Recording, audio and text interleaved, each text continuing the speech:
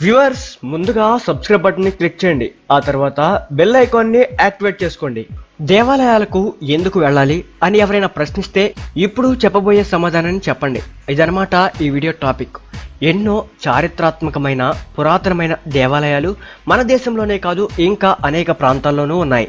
ఎంతో పురాతన కాలం నుంచి హిందువుల దేవాలయాలకు వెళ్ళడం, పూజలు చేయడం చేస్తున్నారు.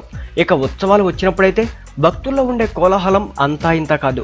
ఎప్పుడెప్పుడు స్వామివార్లను దర్శించుకొని ఆశీస్సులు పొందుదామా అన్నట్లు ఎదురు చూస్తుంటారు.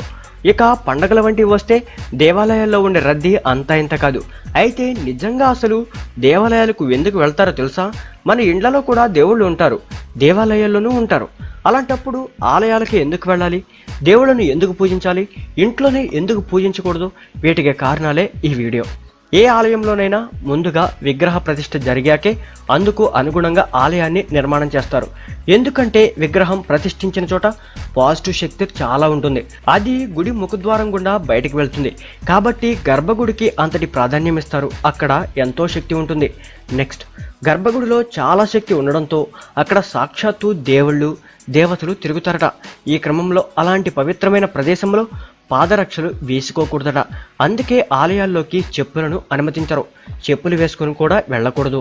ఇక దేవాలయాల్లో ఉండే గంట విషయానికి వస్తే ఆ గంటను మోగించడం వల్ల దాని నుంచి వచ్చే ధ్వని 7 సెకండ్ల పాటు ఉంటుందట. ఈ క్రమంలో ఆ ధ్వని మన మెదడులో ఉన్న కుడి ఎడమ భాగాలను ప్రేరేపిస్తుందట. దీంతో శరీరంలో ఉన్న 7 ప్రధాన వ్యాధి నిరోధక వ్యవస్థలు ఉత్తేజితమై పటిష్టమవుతాయట. దీనివల్ల మనకు ఉన్న అనారోగ్యాలు కూడా నయమవుతాయట. ఆలయాల్లో ఉన్న కుంకుమను నుదుటిపై 2 కనుబొమ్మల మధ్య ధరిస్తే దాంతో మనకు పాజిటివ్ శక్తి లభిస్తుందట. ఇది మనల్ని ఆరోగ్యంగా ఉంచుతుందట. ఏకాగ్రత, జ్ఞాపక శక్తులను పెంచుతుందట. ఆలయాల్లో గర్భగుడిలో కర్పూరాలను వెలిగించి స్వామివార్లకు హారతులిస్తారు.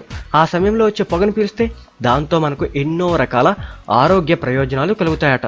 అంతేకాదు హారతి వెలుగులో స్వామివార్లను దర్శించుకోవడం మంచిదట.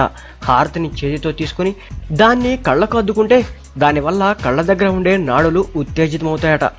బాగా సువాసనతో కూడిన పువ్వులను ఆలయంలో దేవుడి పూజ కోసం ఉపయోగిస్తారు కదా, వాటి నుంచి వచ్చే సువాసనను పీల్చడం వల్ల మన శరీరంలో పలు నాడులు ఉత్తేజితమై వివిధ రకాల వ్యాధులను తొలగించేందుకు ఉపయోగపడతాయట. ఇక చివరిగా దేవాలయాల్లో స్వామివార్లకు నైవేద్యాలను ఎక్కువగా కొబ్బరికాయ, అరటి పండ్లను పెడతారు కదా. నిజం చెప్పాలంటే వాటిలో ఎన్నో ఆరోగ్యకర రహస్యాలు దాగి ఉన్నాయి. అవి మన శరీరానికి ఎంతగానో మేలు చేస్తాయి. వాటిని ప్రసాదంగా తీసుకోవడం వల్ల మన శరీరంలో ఉన్న రుగ్మతులు పోతాయట. ఇన్ని ఉపయోగాలు ఉన్నాయి కాబట్టే దేవాలయాలకు వెళ్ళడం ఎప్పటి నుంచో ఆచారంగా వస్తుంది. అందుకనే మన పెద్దలు ఎప్పుడూ చెబుతుంటారు ఆలయాలకు ఖచ్చితంగా వెళ్ళాలని. దాంతో మనకు ఆరోగ్యపరంగా అనేక ప్రయోజనాలు కలుగుతాయని.